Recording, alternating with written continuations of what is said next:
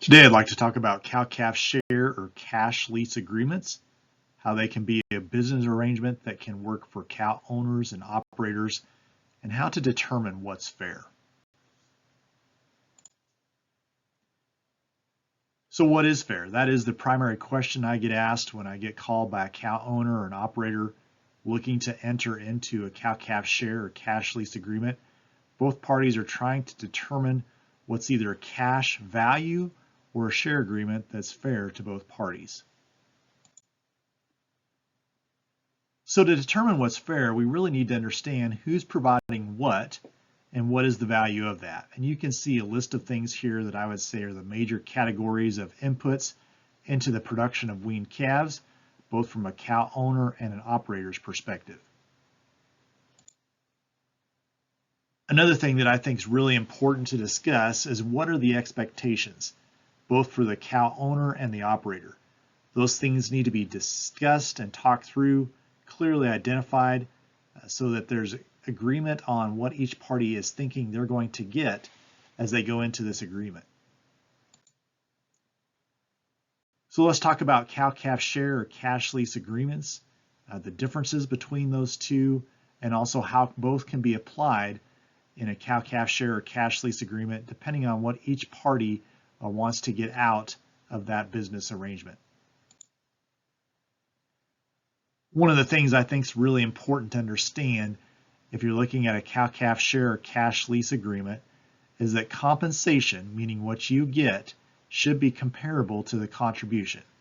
And that makes sense, but I think it's really important to clearly point out because that sometimes can be a point of disagreement or contention as cow owners and operators enter into an agreement or discussing what would be fair. Here's the big piece right here is the size of the pie impacts the size of the piece you get.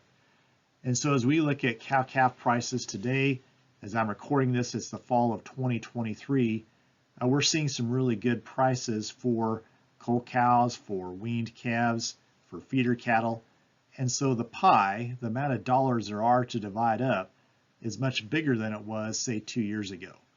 And so today, cow-calf share agreements or cash lease deals look a little better for both the owner and the operator because the size of the pie, meaning what they're selling in terms of a calf, has a lot more value or dollars to it than it did, say, 2 years ago. Sometimes I'll get asked the question, why would you lease cows? I mean, at this point in the presentation, I'm sure if you're watching this that you're already interested in doing it, but sometimes I'll get that question from outside folks. Why would you go into a lease agreement on cows? And the primary reason is because of the amount of capital it requires to enter into this business today. When you look at the price of cows, when you look at interest rates, when you look at land values, the cost of equipment, the value of labor, the cow-calf enterprise historically tended to be a low return on investment and required a very large capital investment. And so those things really, I think, drive the interest by both a cow owner and an operator to maybe enter into an agreement. So from the cow owner's perspective, they've put together this cow herd. It has quite a bit of value. Maybe they want to exit the herd over time, or they still want to get some return on what they've built up. And that's the advantage, or I would say the incentive for the cow owner to enter into a cash lease or a cow-calf share agreement. On the other side, from the operator perspective, if you're a beginning producer trying to get into the business, or maybe you're an older producer and you just don't have a lot of resources and you're trying to grow your herd, that cash lease or cow-calf share can be a way for you to control cows but not have to make the capital investment. And when I say control cows, I mean you're taking care of them, you're getting a percent of the calf crop or the whole calf crop if you're cash leasing. But that can be an attractive situation if you're trying to get started.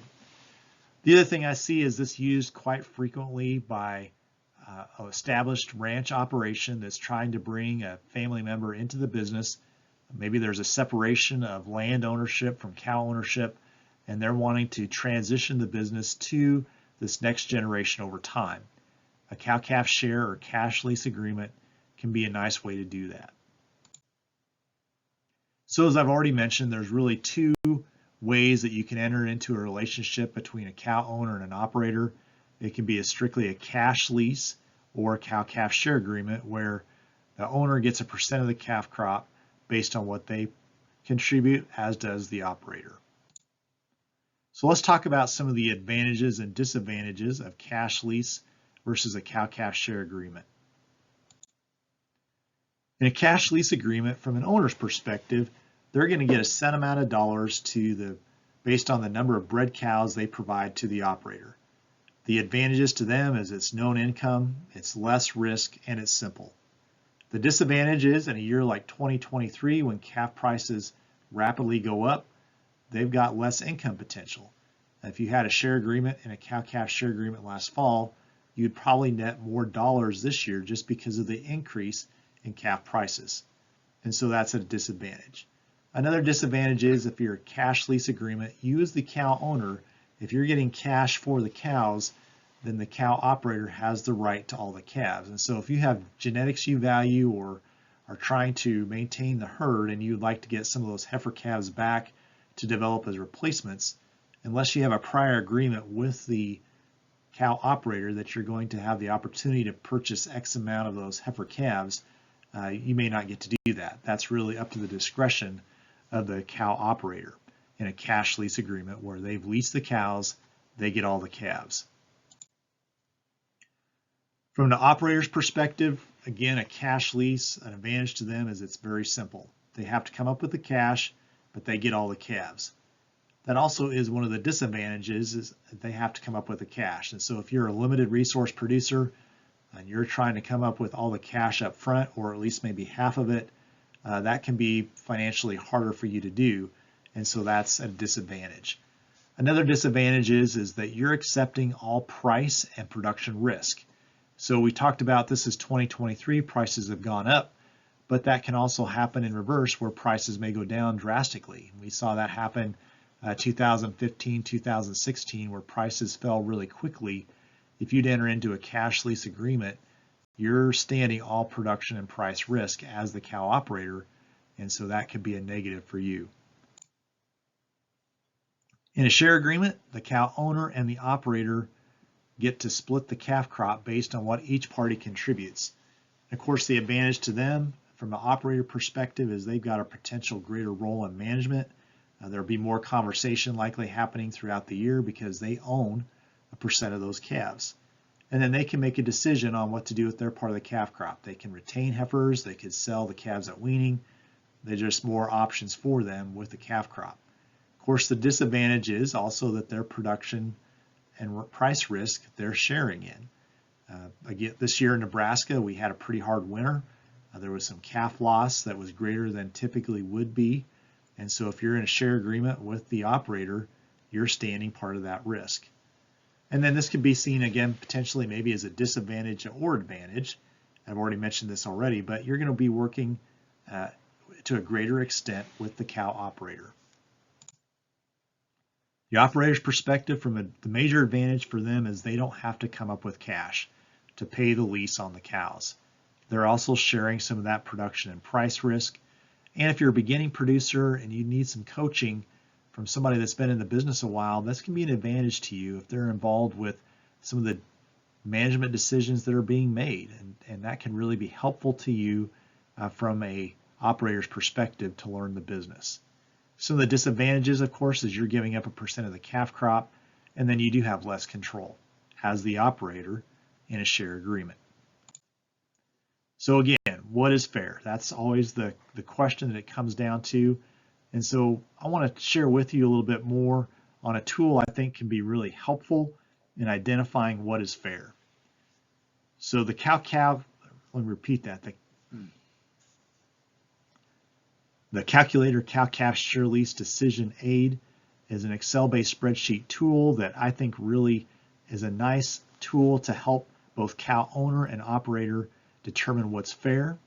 What this spreadsheet does is you can download the spreadsheet, put it on your computer, and then go through, and both cow owner and operator can identify what each party's contributing to the production of weaned calves and what's the value of that. So if you go to this website, go.unl.edu/decision_aids, this website will pop up. You'll want to click on cow-calf share lease calculator, and that'll give you then the opportunity to download the spreadsheet. Once you've downloaded the spreadsheet, the top bar in the spreadsheet will look something like this. And in this case, I went through an example that I'll walk through with you today. But basically the bottom line, based on the example I worked through today, looking at current market prices in Nebraska for feed, labor, cow value, interest rates. Today, if the cow owner is providing both the cows and the bulls, they should get around $310 on a cash lease, or about 25% of the calf crop. And this is significantly higher than where it was, say, 2 years ago, based on two things: cow values and interest rates. And we'll look at that a little bit more. Here's where you put the information into the spreadsheet in terms of the values that you want to utilize. So we're going to use 7% interest rate. We're going to say there's 100 cows in this lease agreement. 16 of the cows, or 16%, are replaced every year. I said that the average cow value in the herd is $2,000, and that might sound like a lot, but when we look at current market prices today, weigh-up cows are bringing, $1,400, $1,500. We're seeing bred cow sales somewhere in that $2,500 to $3,000 area, $2,500 to $3,000. And so I think this $2,000 average cow value, if you were going to have a dispersal of the cows in inventory, you want to say what would be the market value of those cows today. And that's, I think, not unrealistic for a set of running age cows. Said cows average 1,300 pounds at weigh up, $1.10 per pound, costing $40 per head to market those, 2% death loss a year. 4 bulls is what we're going to need for this set of 100 cows. We're going to replace 1 bull a year, assuming a $5,000 replacement cost. We're going to weigh those bulls up, assume they weigh a ton, have a market value of $1.20 a pound. So they're going to dollar up for about $2,400 on their cull cow or cull bull value. There's also a place here where you could put something in on artificial insemination. For this example, I chose not to do that. Of course, from an operator perspective, and again, this is where both owner and operator can put in their values. In this case, I said the cow operator is providing all of the feed for the cows and the bulls. And so here's what that looks like. They're providing all the feed. Looking at that on a current market value in Nebraska today for pasture, hay, distillers grains or distillers based cube. Maybe we're feeding a grass hay, alfalfa hay from calving through grass turnout, using cornstalk residue maybe as our primary fall, early winter feed resource. Somewhere around $670 would be estimated feed cost in Nebraska right now. The other thing the operator is contributing, and in this case I split the vet and medicine cost, assuming that some of those vaccines are going to the cow herd, some to the calves.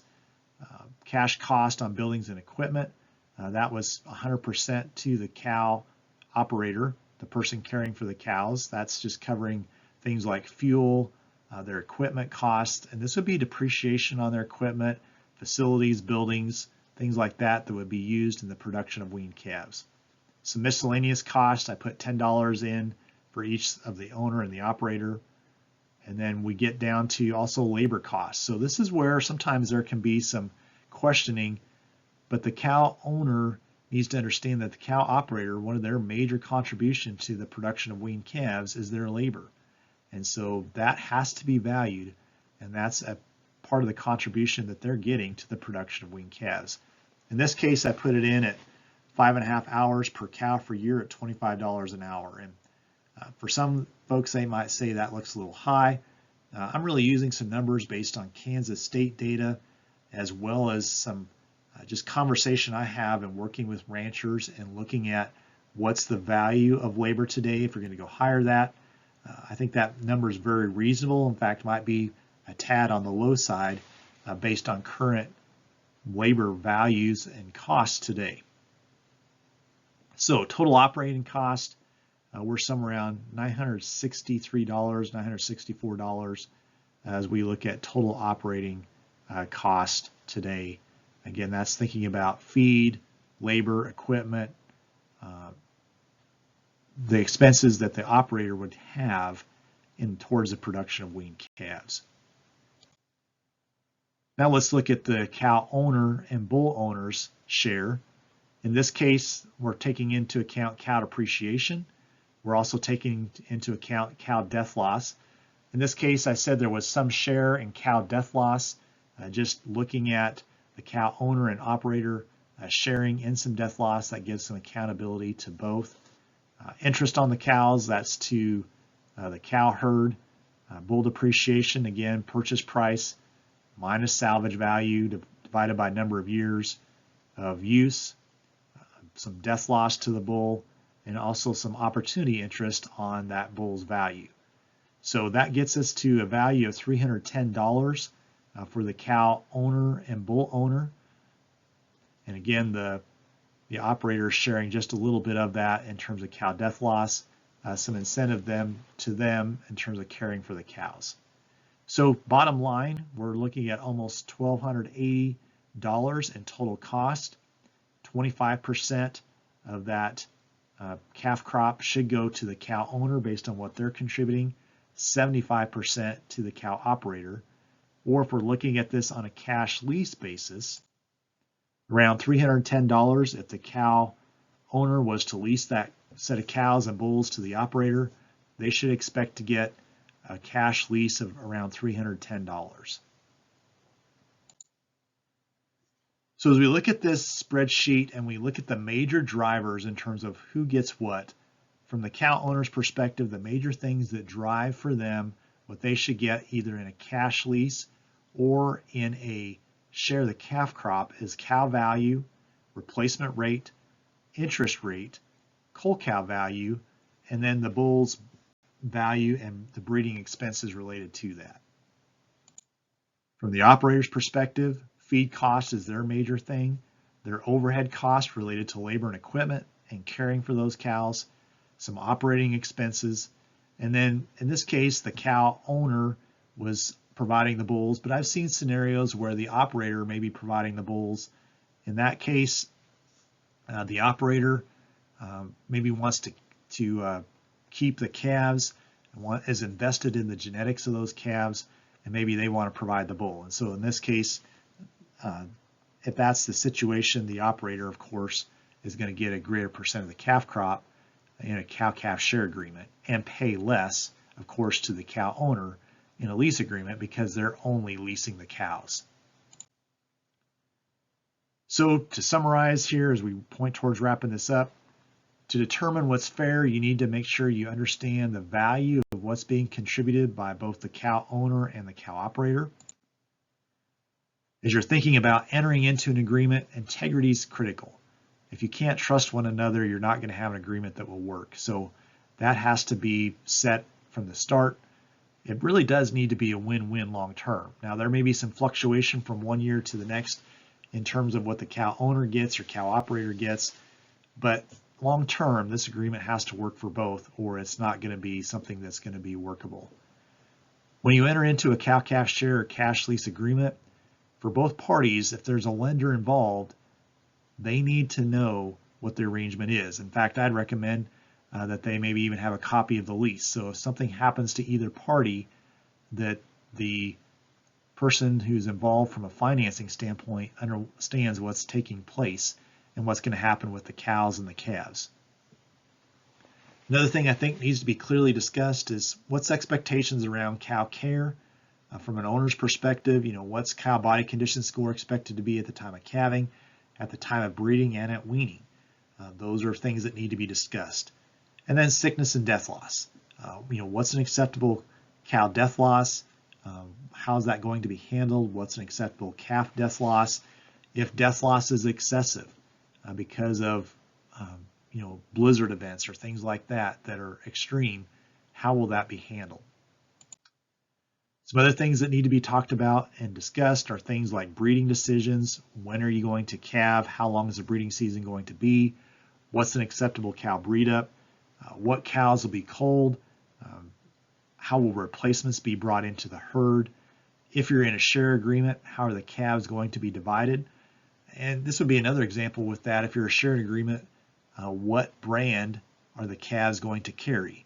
Are you going to identify a certain number of calves at branding time that the cow owner is going to put their brand on and the cow operator brands the balance, or what's going to work out with that? And then also hauling and marketing. So if you're in a share agreement and the calves are going to go to the sale barn, is the cow owner going to pay for their share of the hauling of the calves to the sale barn?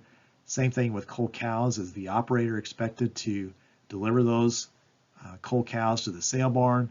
Are they going to get compensated for their share or their cost of hauling those cows there? Those are things that need to be talked about. Also, things that need to be talked about is expected results. What's the percent calf crop we expect? What's the expected breeded up on the cows? How are we going to exit if one or both parties decide they'd like to bring this agreement to an end? How is notification going to be given? When's that going to occur? I think these agreements need to be in writing, and this is really critically important in my mind, just so both parties are clear on what the expectations are and there's no, surprises as you go along. Putting the agreement in writing also protects both parties. If there would be an unexpected event where one of the parties maybe is killed in an accident, it's clear then to the heirs or those who are settling the estate what the agreement is. Also, I think it doesn't hurt to talk about ahead of time, both the owner and operator. If we get to a place where we're stuck and we're having a hard time coming to an agreement as we work through this, is there a third party who might come in that we both respect who might be a mediator for us? And talking about that ahead of time, I think, can be helpful. Then if you get to a place where you're stuck, asking someone else to come in and provide some input that you're both agreed that you'll listen to may be of value. One thing that sometimes comes up in cow-calf share agreements in particular is heifer calves and developments of replacements. So I sometimes see scenarios where the cow owner would like to maintain their cow herd. They'd like to keep back a percent of the calves that they get in a share agreement and then have the cow operator develop those heifer calves and bring them into the cow herd as bred females. I really encourage folks that are looking at something like that to make those agreements two separate agreements. Heifer development and bringing in bred females into the herd, a separate agreement from the cow-calf share agreement. Those really should be two separate things. At weaning, when the heifer calves are weaned, then the cow owner would pay the cow operator to develop those heifer calves, to breed them, and then to bring them in as a bred heifer. If you start to mix those two together, it can get kind of messy and more complicated, and in my experience would just say it's best to separate those two. Also, if you're bringing in replacements, what's the expectations about what quality will be brought in as replacements? What are those, if they're bred heifers, what's the expectation on what they're bred to? Could you be bringing in middle-aged cows or older cows? Those are things that need to be discussed between the cow owner and the operator. But for more information on this topic, I would encourage you to visit the beef.unl.edu website. At the website, you can find an extension circular on this topic as well as a sample lease agreement. There's also a number of articles on our website related to this as well. If you have questions about the cow-calf share or cow lease spreadsheet tool, or you want to just have some conversation about cow-calf share agreements, cash lease agreements, my contact information is there on the screen. You can shoot me an email, give me a phone call. We'd be happy to have a conversation with you.